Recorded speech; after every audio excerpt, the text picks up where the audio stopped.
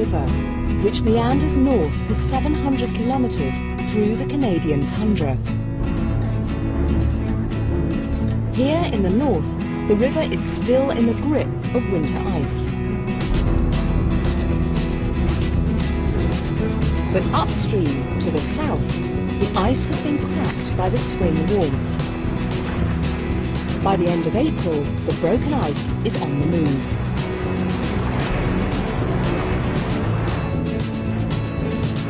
At this point in its journey north, the river tumbles over a 35-metre drop, giving us this spectacular sight. This is Alexandra Falls, and you can see that the central flow is flowing strongly and does all winter, but the majority of the falls are still frozen solid. For 6 months, hardly anything at these falls has changed. Now, in the space of just a few hours, a transformation has begun. As the ice armada approaches from the warmer south.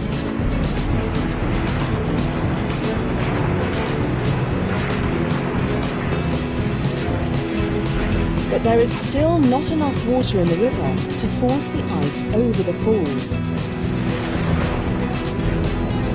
And it piles up in a great ice dam.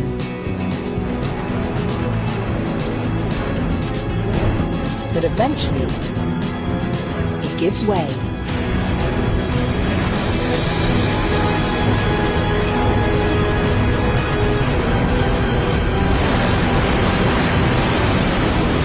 This is the moment we've been waiting for all day. All this broken ice has been backing up behind the waterfall. And what needed to happen to shift it was for the water level just to come up. And it's literally just happened, and as you can see, it is pouring and pouring over the waterfall in this great dramatic jumble of mud and broken ice.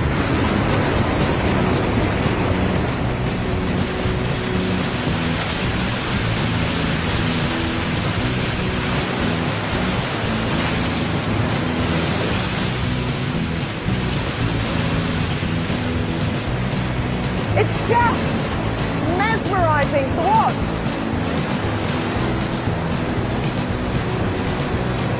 Look at this huge piece now falling off.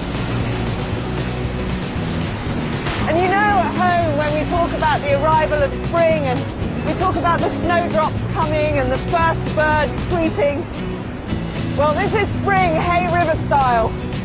There's nothing gentle or quiet about it.